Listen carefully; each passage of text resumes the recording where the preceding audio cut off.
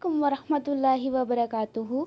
आज अच्छी बातें में हम आपकी खिदमत में कुछ और अच्छी बातें लेकर पेश हुए हैं, तो चलिए शुरू करते हैं। सुभान अल्लाह। कहते हैं एक माँ और बेटे में अजीब मंजर चल रहा है। मंजर का उन्वान कुछ यूँ था, माँ का मौक़िफ़ है कि अल्लाह हमें खिलाता है इसलिए हम खाते हैं, जबकि बेटे का मौक़िफ़ कुछ और था। वो कहता है हम ना खाएं तो अल्लाह हमें नहीं खिला सकता। रात का वक्त इन्हीं बातों ही बातों में माँ ने खाना लाकर बेटे के सामने रख दिया। बेटे ने कहा, चलो आज रात का खाना मैं नहीं खाता, अल्लाह मुझको खिला कर दिखाए। माँ बेटे के पीछे पड़ गई और कहा कि बेटा ज़िद ना कर, खाना खा ले।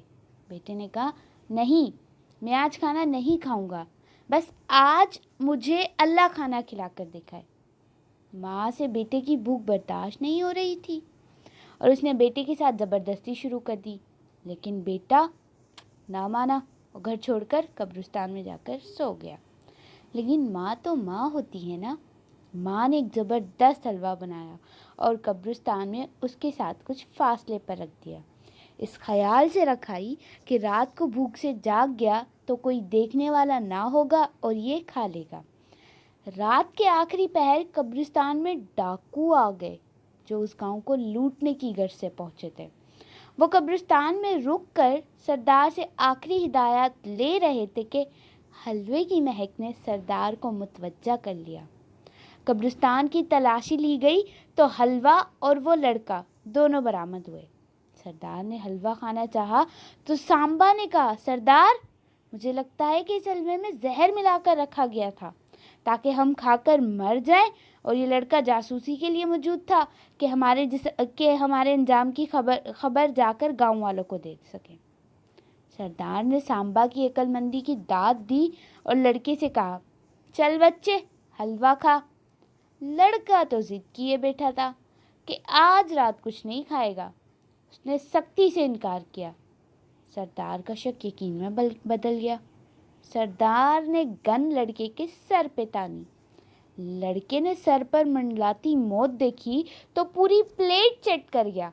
डाकू कुछ देर तक उसके मरने का इंतजार करते रहे, लेकिन वो ना मरा।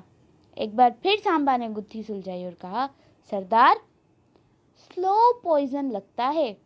कंफ्यूज डाकू लड़के को कब्रिस्तान में छोड़कर लौट गए। फजर की अजान के साथ लड़का खाली प्लेट हाथ में लिए मुंह लटकाए घर में दाखिल हुआ तो माँ ने पूछा, बेटा क्या हुआ? लड़का बोला, माँ, लंबा किस्सा है, मुझे नींद आ रही है। बस खुलासा ये है कि हम ना भी खाना चाहें तो अल्लाह खिला देता है। बेशक अल्लाह तो पत्थर के अंदर मौजूद चींटी को भी रिस्क देने वाला है। अल्लाह वो अजीम हस्ती है जो हमें हर हाल में रिस्क पहुंचाता है। रिस्क के हर इंसान अपना रिस्क लिखवा के ज़मीन पर आया है, तो रिस्क के हवाले से कभी भी किसी इंसान को परेशान नहीं होना चाहिए। हम ना भी खाना चाहें तो अल्लाह हमें ज़रूर खिला देता है। कोई गलती कोताही हो तो अल्लाह के हुजूर माफ़ी की तलबगार हूँ। अपना ख्याल रखिएगा, अपने आसपास के लोगों का ख्याल रखिएगा। Stay home and stay safe. अस्सलामु अलैकुम वरहमतुल्लाहि वबरकातुहू।